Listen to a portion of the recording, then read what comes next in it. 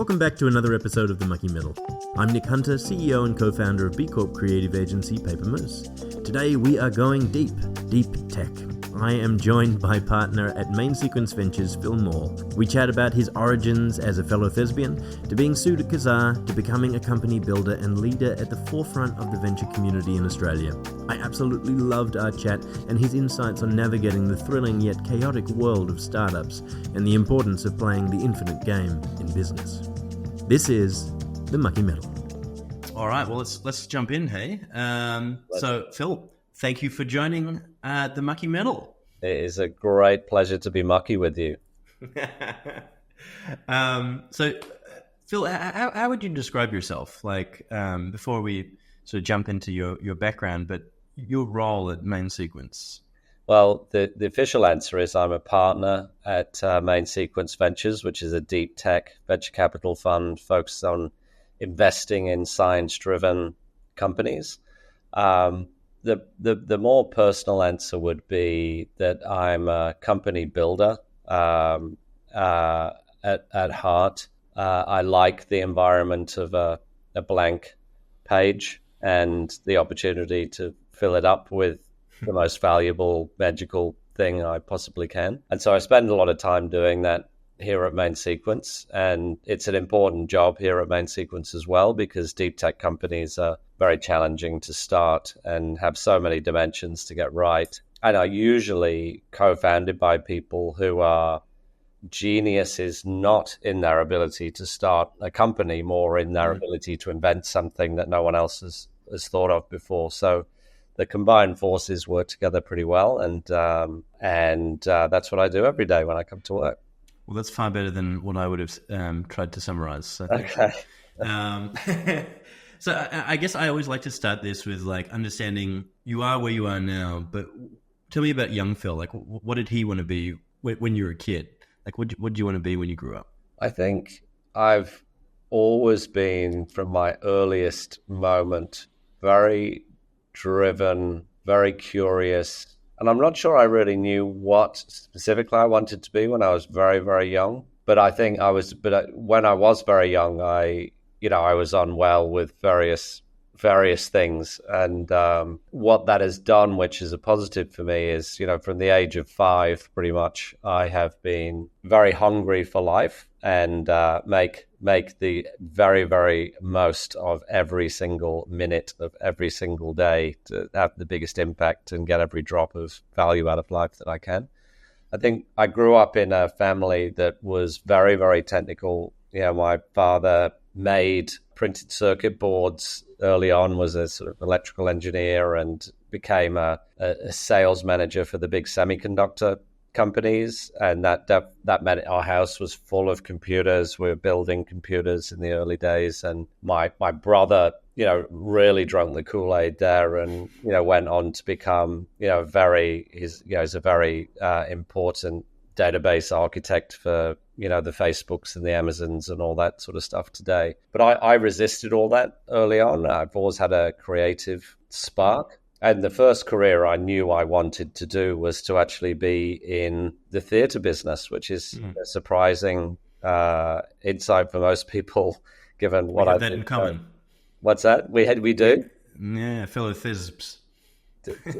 Well, yeah, okay, you're going to have to tell me your story on this in a moment. But I think the sort of common idea there is, again, this sort of blank piece of paper and this idea of making something from nothing and making it as sort of as amazing as you possibly can with the resources you have. And there's something about that, having limited resources, that I really liked. But even when I did my theatre training, I ran a theatre company for 10 years, and I was always very technically focused as well. So whilst I was doing the art, I was writing the plays, I was directing the actors, I was being an actor sometimes. There was this sort of seam of technical that kind of went through. And I always find that interesting, because people, you see the signature of someone very early, don't you? And then it sort of runs through the rest of their life. So I've always been that. I've always been creative with a seam of technical, and then the emphasis kind of shifts depending on what it is that I'm doing.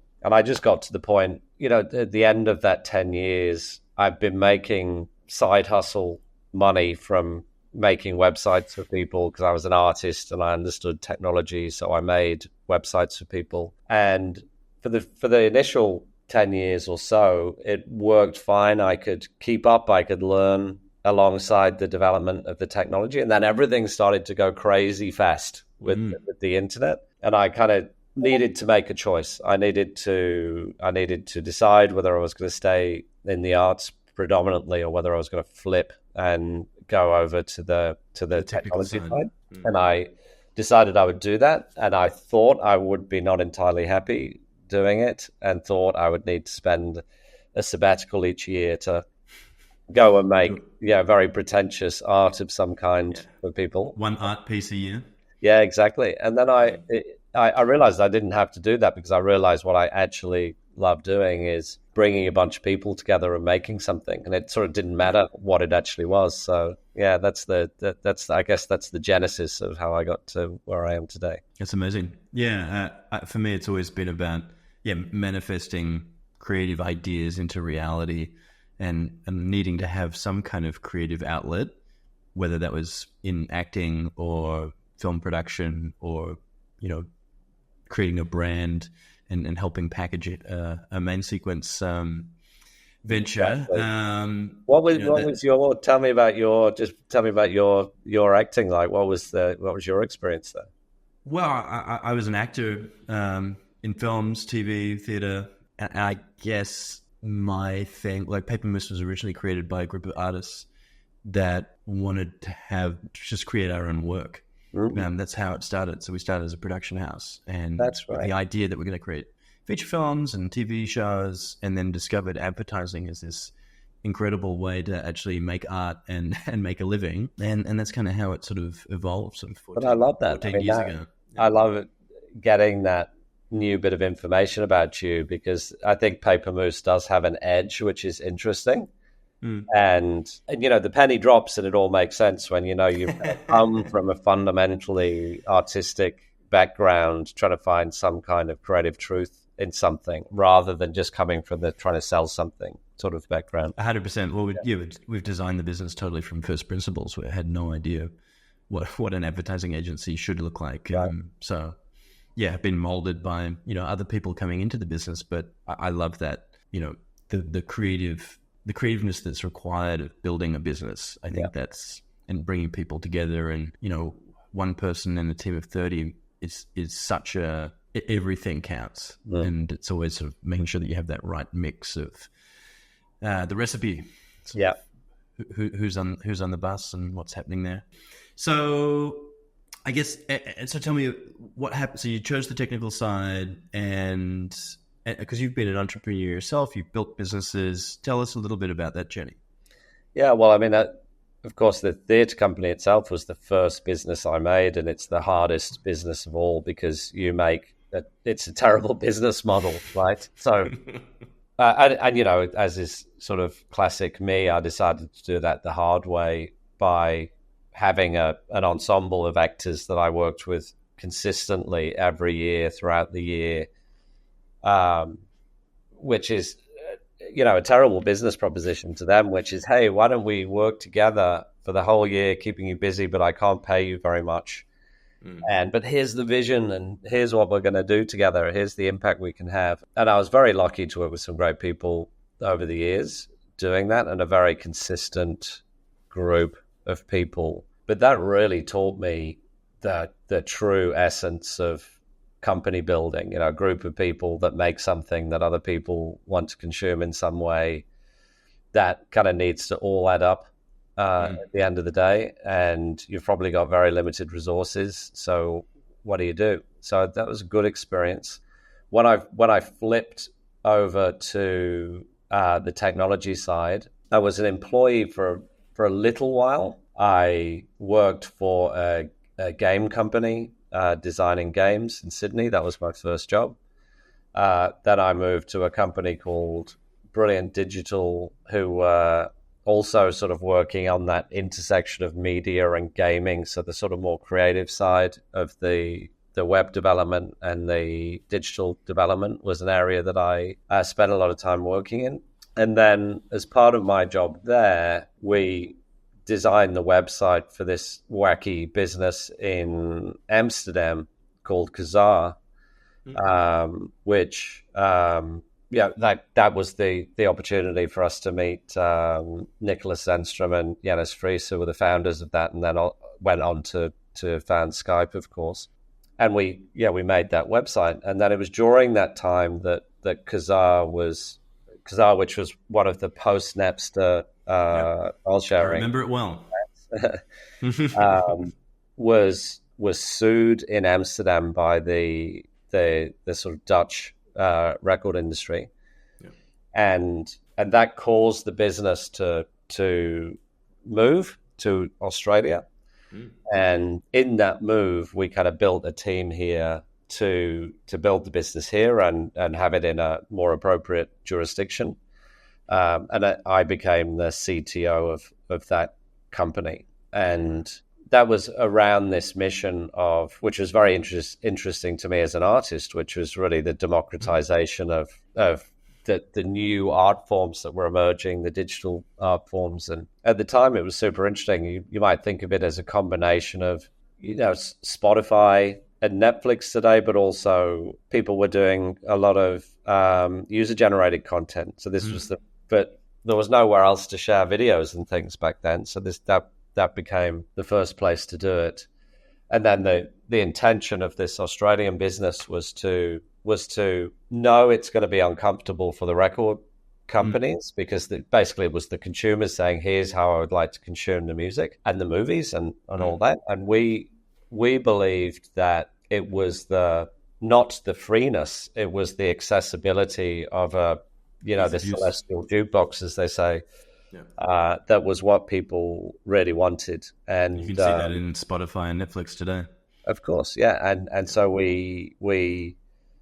the idea of the business was it was going to move the users towards the paid model. So move users from the Wild West of Napster to what we now know as Napster and Apple Music and so on today. And we just knew we would have to do that whilst being under fire.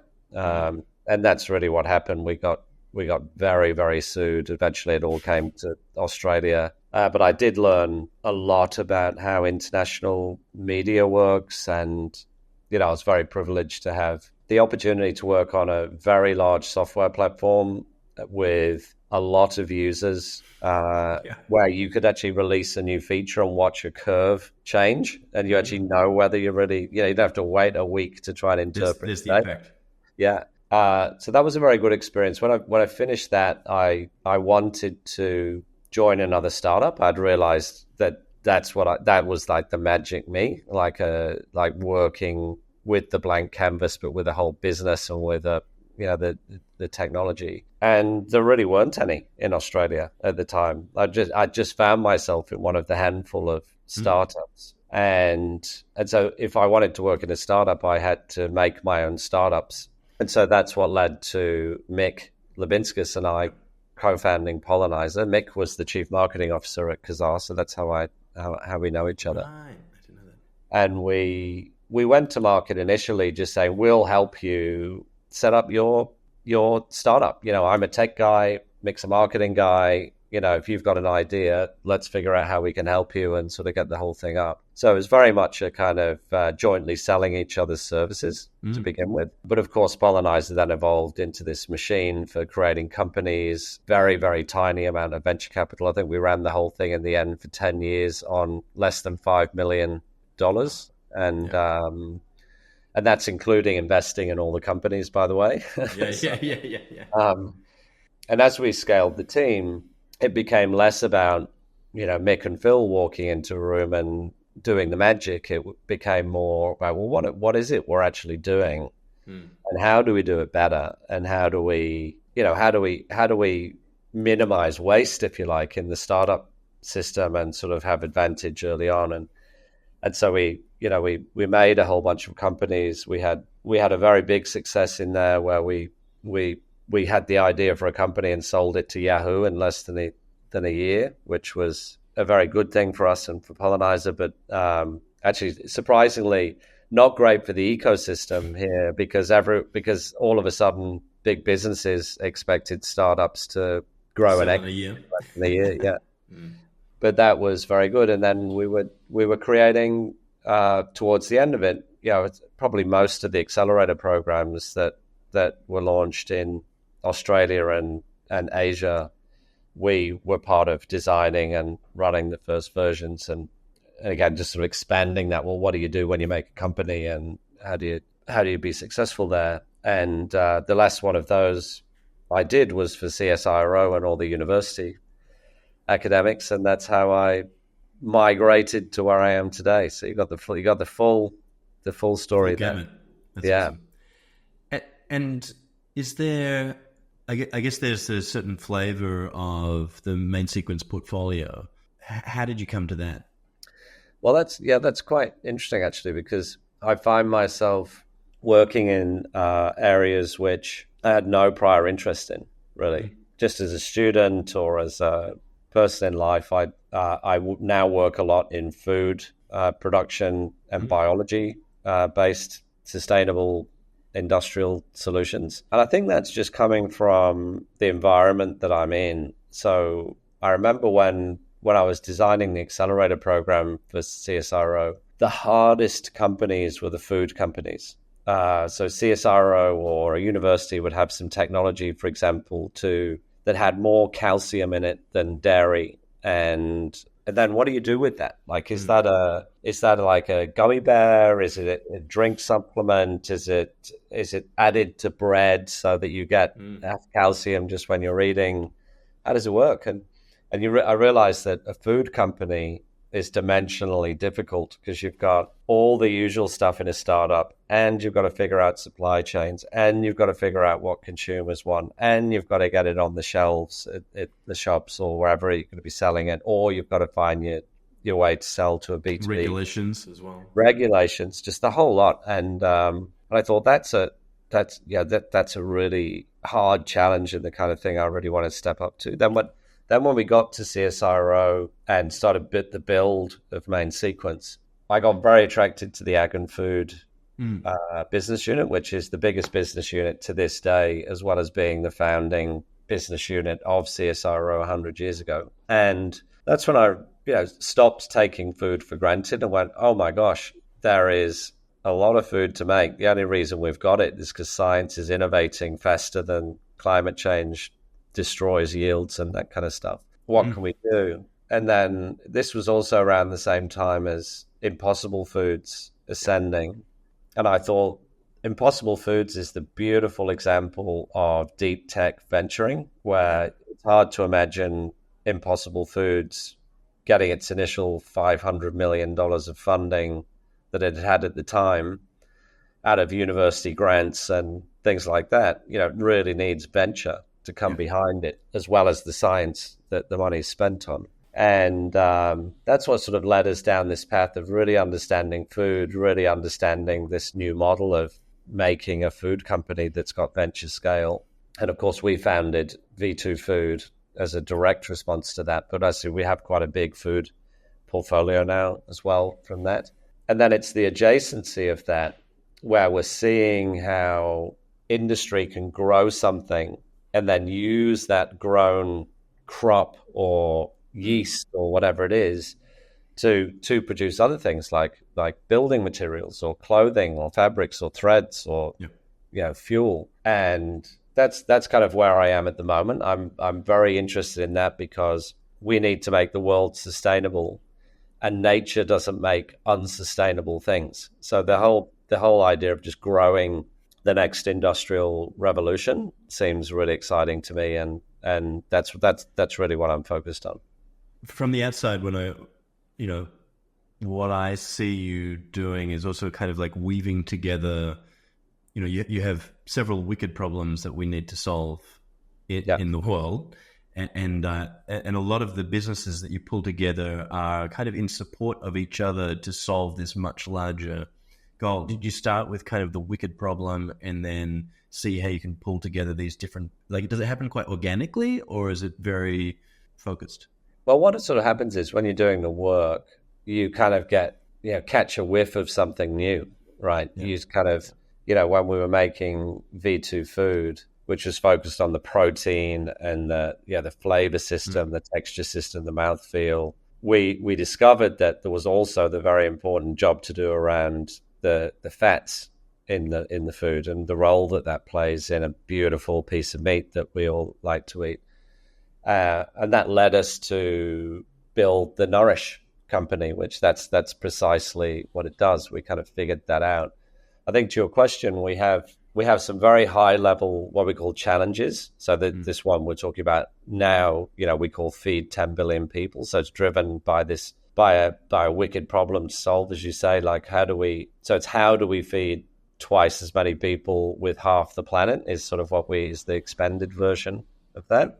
And then we go and look for the companies and the technologies that do that. Also, what happens is, I mentioned moving to these sustainable production methods of other things. We found ourselves investing in companies like Ulu that make biodegradable fibers for the fashion industry to replace nylon and polyester. Then we invested in Samsara that does infinite plastic recycling, including the nylon in clothing. And, now we've got companies working on sustainable pigments. We've got companies that replace the emissions-intensive, water-intensive dyeing process with super powerful plasma-based technologies. Wow! And we went, gosh, we've got a collection of fashion industry companies here. And what we found is when we then speak to the community around that, so you speak to a fashion company, or you speak to an investor that's investing in fashion, or you speak to somebody in the supply chain, they're always very interested in the other technologies, because there's a race on now between now and 2030 to decarbonize the heavily emissions intensive fashion industry. And so we now have this group inside Main Sequence we call the Fashion Collective that just aggregates that together, makes all the founders stronger, gets them working together, learning from each other, making introductions to the other fashion companies, and learning what's happening in the industry, maybe joint selling, bundled deals. And that works really well. And this was a learning actually from the Pollenizer days, because when we had our big exit with Spreets, one thing we did then is we partnered with another e-commerce business at the time that was called Brands Exclusive, and they were selling clothing online, and they were both email-based businesses. And so what we did was we agreed that we would invite each other's subscribers into each other's business, and we did an equity exchange to put skin in the game on both sides. And then each company's mailing list just got bigger and bigger and bigger and bigger really fast.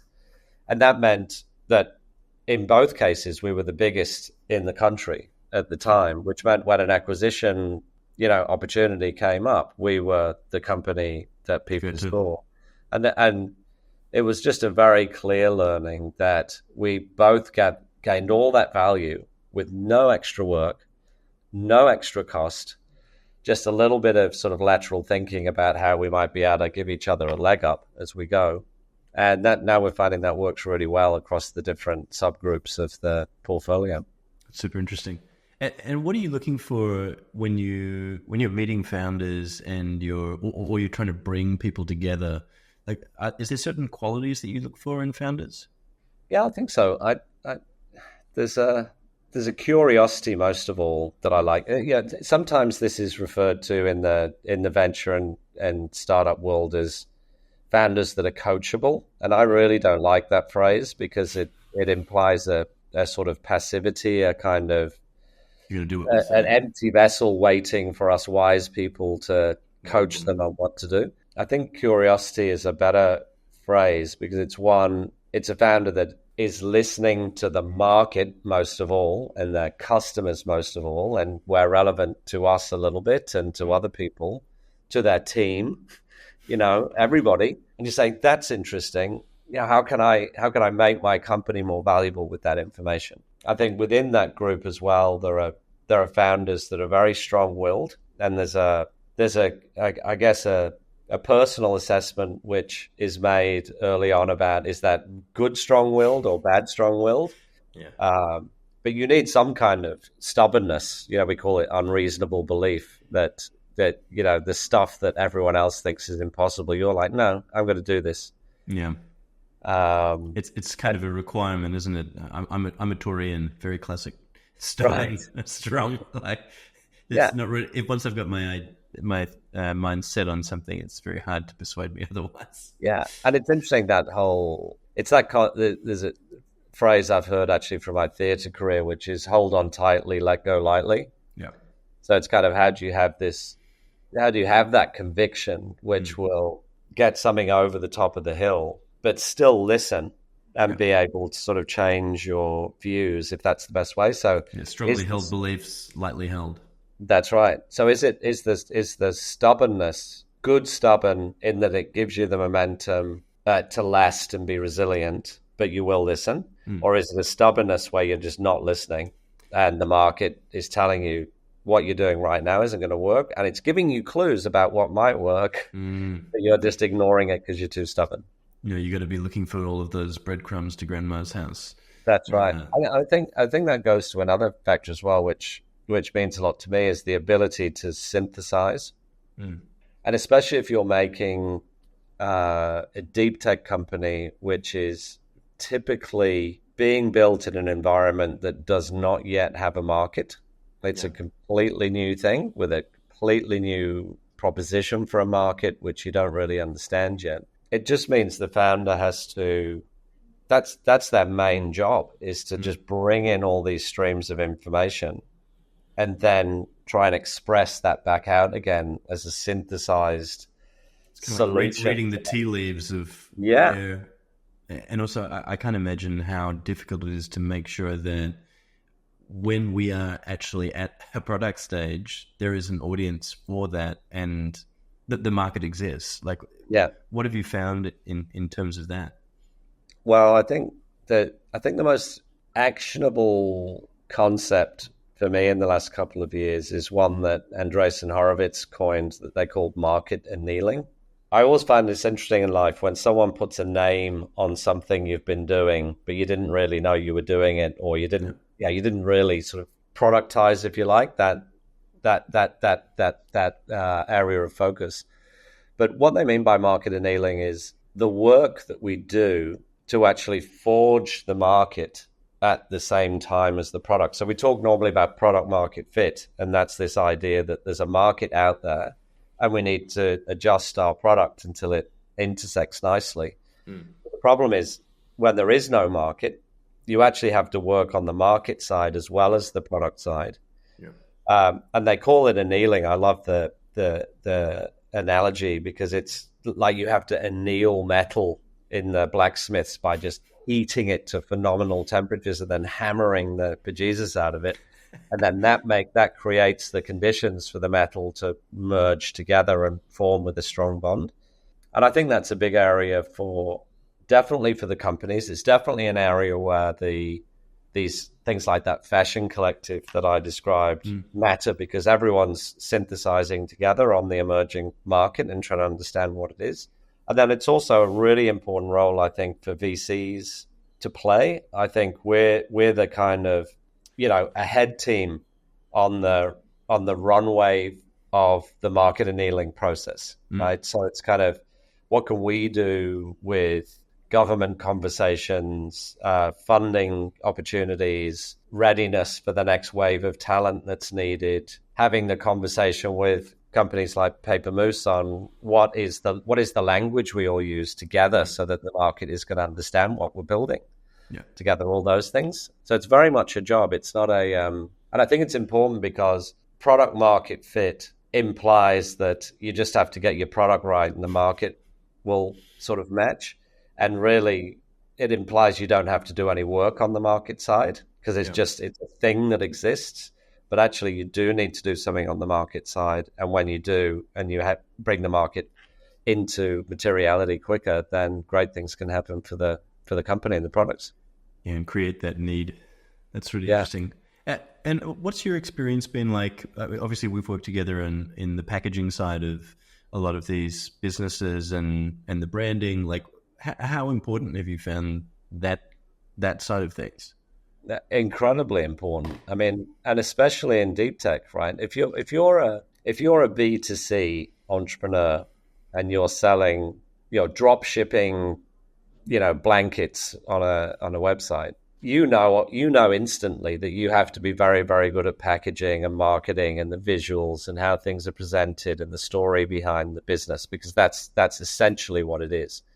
If you're a thermal energy storage company, or you're a company that makes animal proteins without the animals, or something like, or you're a infinite plastic recycling company, it's very easy to make the mistake that all you need to do is get the technology right.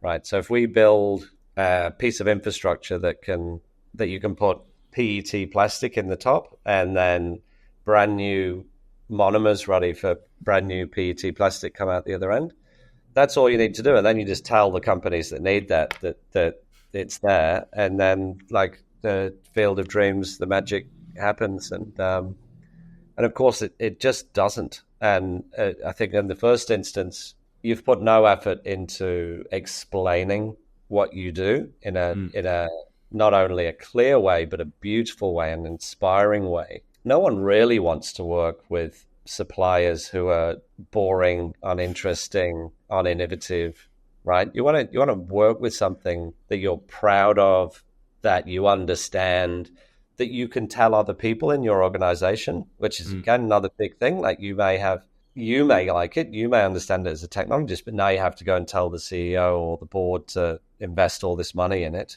How do you do that if it's packaged in a way which is incomprehensible?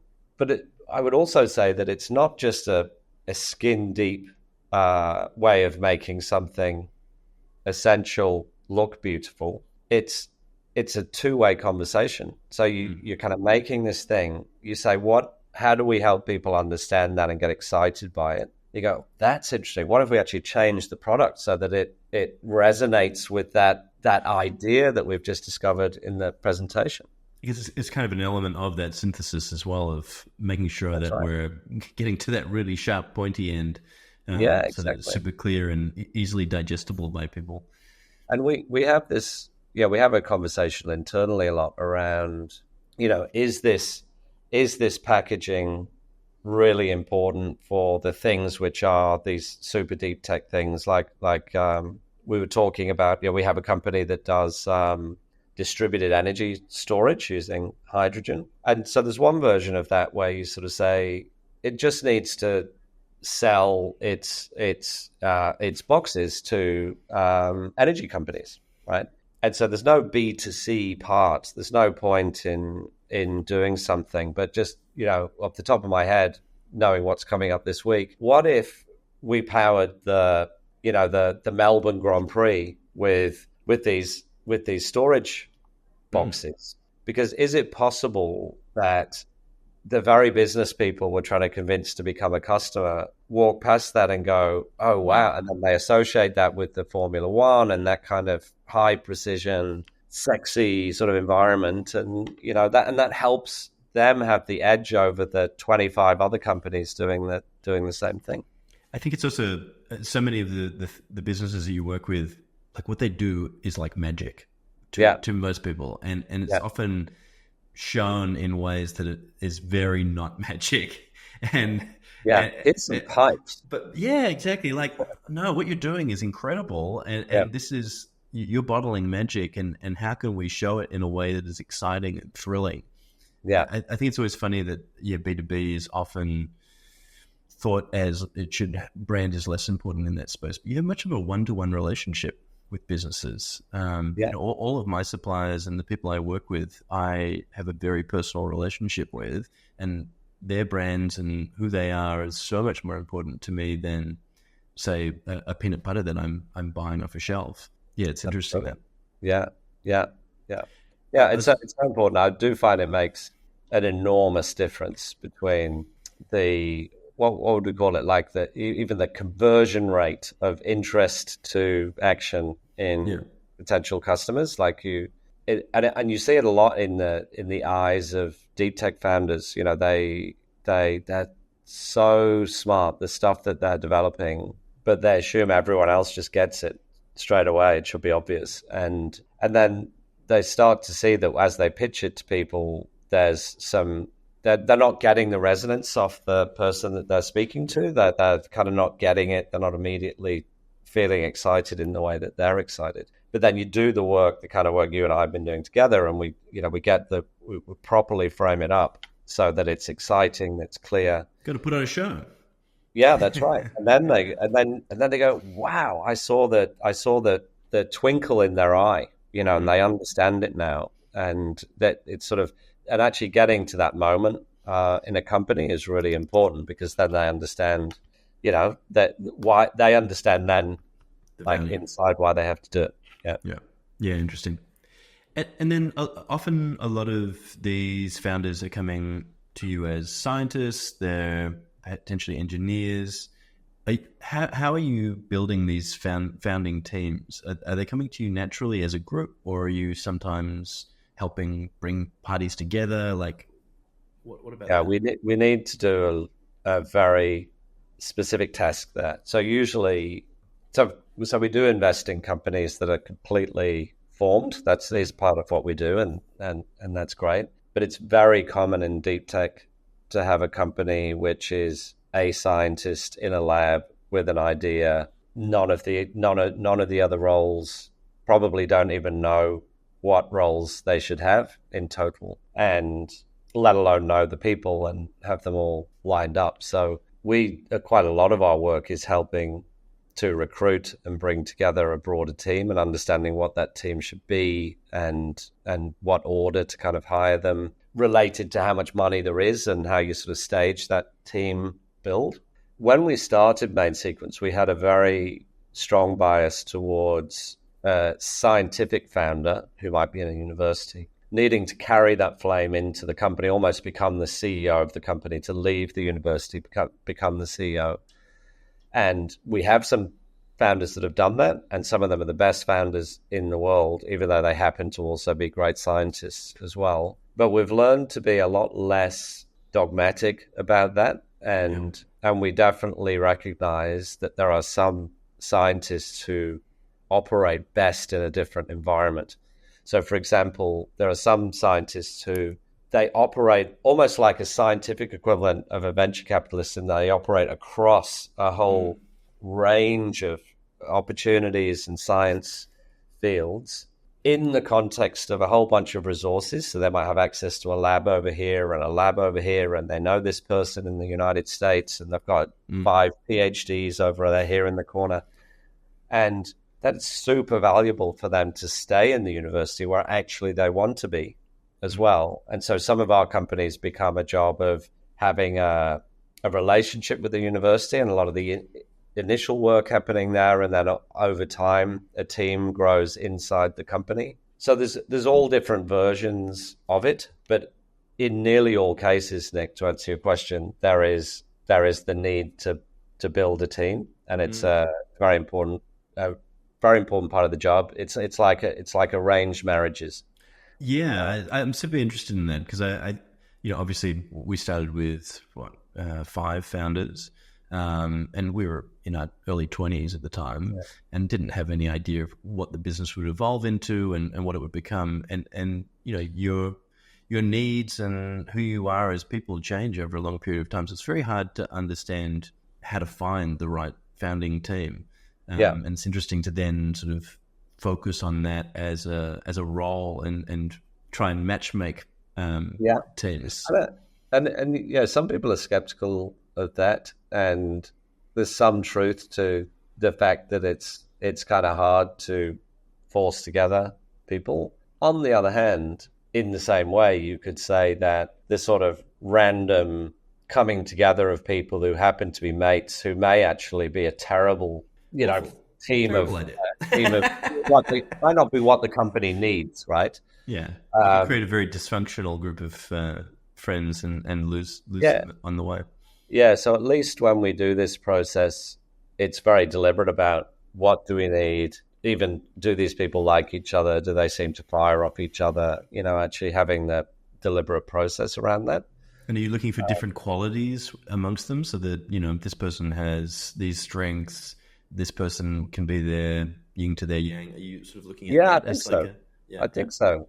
And you don't really know what that is until usually it's the pursuit of a certain kind of person begins with the role that you're trying to fill, just like any other job. Yeah. And then you've got to do the work on the kind of the yin and the yang fit. There's probably already a yin and yang role fit, because it's probably, even at the highest level, a technical person to go with a commercial person or vice versa. So it's a super important part of it. And you do have to, and you sort of have to, I always like at the beginning of a company's life for it to be a little bit of a pressure cooker. The team finds thrilling, but it also tests them under pressure. For the paces. Yeah. I think in that, even if you have maybe certain issues, you really, what were you saying? Kneeling in like kneeling. Yeah. It's kind of an annealing process in some ways, isn't it? It is. Yeah. That's a good way to look at it. And also, I think the other thing is, if you are forming the team, everyone, of course, knows that they're in a forming team, and no one's taking for granted that we all know each other. All these great things will just happen, of course, because I like these people, and so everyone's paying attention to it a little bit more explicitly. And it also means that as we're doing that work, it's much easier to say, do you even like each other? Or that kind of thing, you know what I mean? Yeah. And actually just have that conversation when it doesn't matter yet. Yeah. And in 10 years' time, it could be a real problem, and let's talk about it now. Yeah. Interesting. What do you think that a lot of founders underestimate about starting something, particularly in the deep tech space? Like, do you kind of set people up with expectations around, what they're in for? Yeah, for sure. I think the biggest one actually is this whole idea of being the CEO of a startup. And I think there's two different roles, which is the CEO and then the role of the founder. And usually at the beginning, of course, that can be the same person. It frequently is the same person. But I think founders kind of get the two roles mixed up.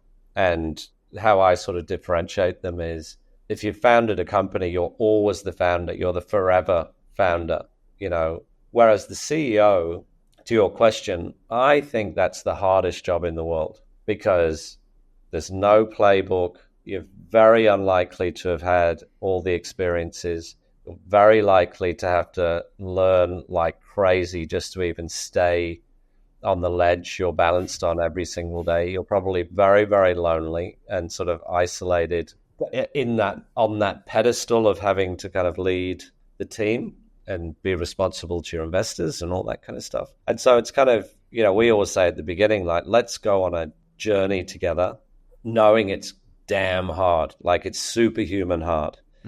And then let's figure out how we measure that journey, do it very, very explicitly, bring in expertise, coaching, give you all the training you feel like you need as you hit all these points along the way. And also know the point where if you say, I'm not happy now, and as the founder, we haven't got the right CEO in the job, so let's go and find the next person.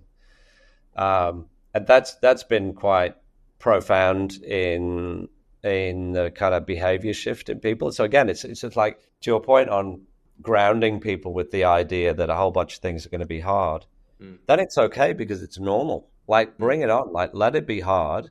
I'm not the only person in the world that's finding it hard. It's just hard. And I guess that's the great thing about being part of, Main Sequence or a group like that, is that you have all of these other founders and CEOs to connect with that are going through very similar things. That's right. And they all kind of learn from each other. And I think as well, there's other things which, resonate with some people and not with others. But people worry a lot about the instability of becoming a founder. Like, a lot of the people we speak to are, in quite a stable job in a university. And the prospect of being given, let's say, $500,000, which might last for the next 8 months, and then all the money might run out is a frightening prospect. But what I say to people is the difference is the agency is enormous. Like you have all the agency to control what happens next. You just have to do the work, you decide. And I think especially in universities where people in the end in a box, where there is a limit to how much money you can bring in through grants. Yeah. There's a limit to who's on your team. And how far the There's science a limit for what science you do, because it's got to be in the bounds of the department you're in or whatever. Whereas the amazing thing is if you're a founder, you can decide what to do. Yeah. And then probably when you get to that 8-month mark, you've figured out where the next runway has come from, and you've made that happen. So you have that control. And the right founders love that. Like it's actually not more, it's not less stable than like a real job because you're in control of it. I guess, and I guess there's also an element, I think you get used to the level of risk. I think you can become acclimatized to it as time goes on. I remember doing a documentary with some people from the cotton industry from the sort of the initial time back up in Narrabri and everything. And the way that they talked about being in like millions of dollars of debt, and 1 year it would be one way, and then they'd have a bumper crop and they'd be back in the green. But they were just so used to such a high level of risk that at the time I couldn't understand. But it is interesting that I think you do just get used to it, and you slowly, and you. I think when you do that as well, you play with the risk. You use the risk as a tool. So it's like if you're an athlete, you feel the lactic acid in your legs when you're doing a long run, and you start working with that and pushing it a little bit more, and knowing how to rest and doing all that sort of stuff. And I think the great founders don't try and eradicate risk. They try and step into the appropriate amount of risk and work with it to actually build the muscle. I think I definitely feel I'm probably at my best in times of incredible pressure of, when the business is not in a great place. That generally is my most productive, and kind of when that lactic acid is really going and you're up against the wall, and then we'll have just an incredible year. Well, here's the question though. Do you ever find yourself in a malaise of some kind, and then you put yourself in a situation of risk, like you create risk in order to turn on that optimized Nick? I think so, in terms of I'm conscious of when I get too comfortable.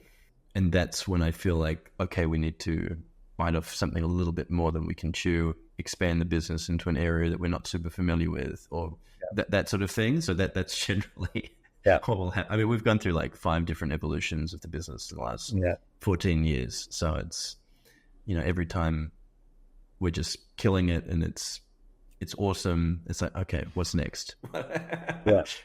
Fantastic. Maybe that's the problem.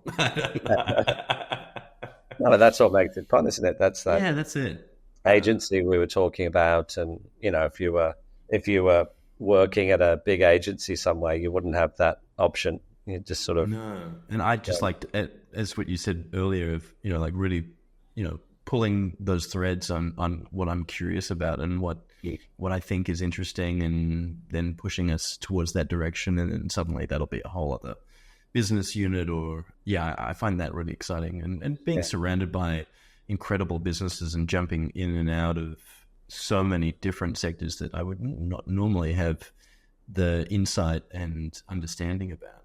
Yeah, aren't we lucky? Yeah, 100%. I just wanted to talk about I remember reading your blog a while back, and you were talking about the infinite game. Yeah. And can you just kind of talk a little bit about that and why that's important?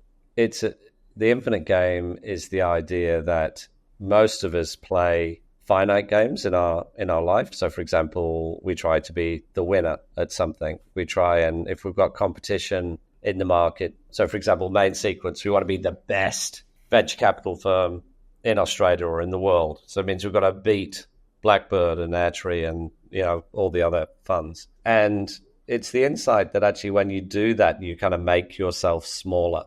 because you actually the biggest you can be is slightly bigger than other people.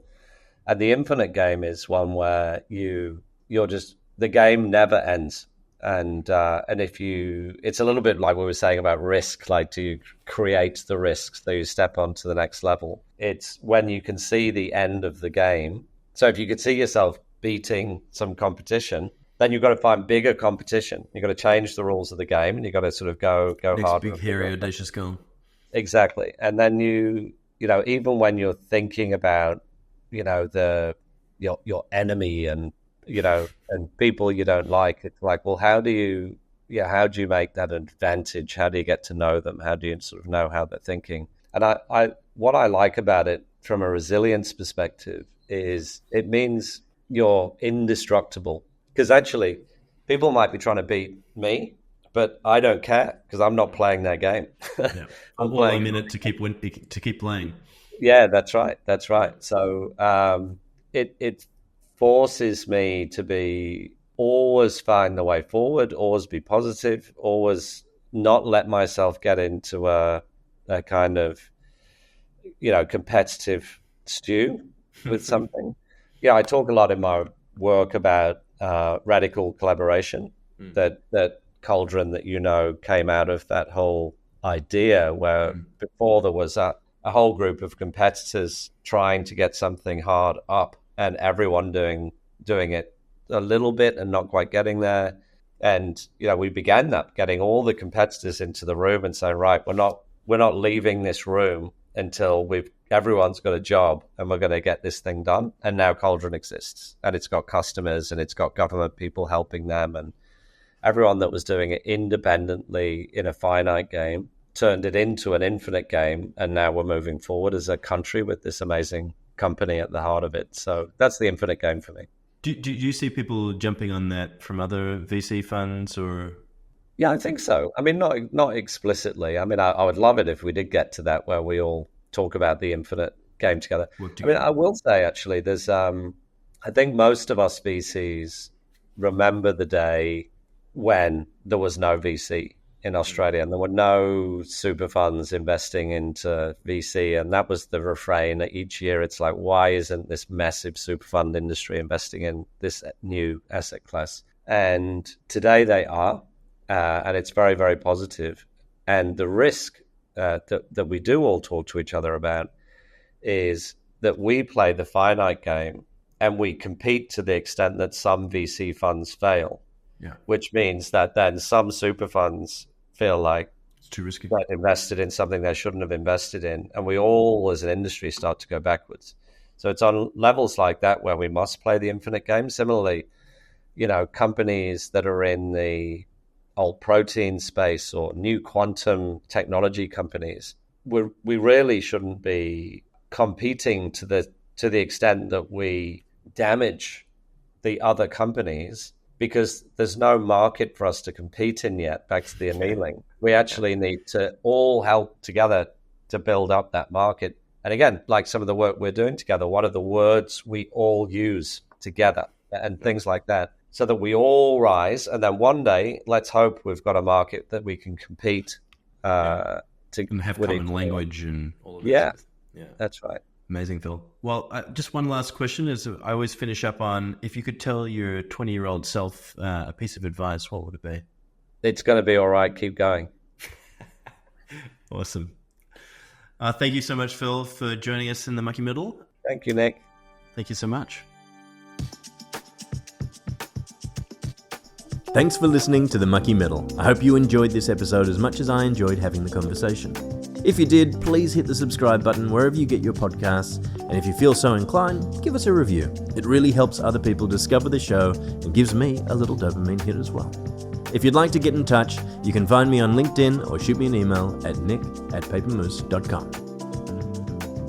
The Mucky Middle is a Paper Moose production. Music by Caleb Jacobs.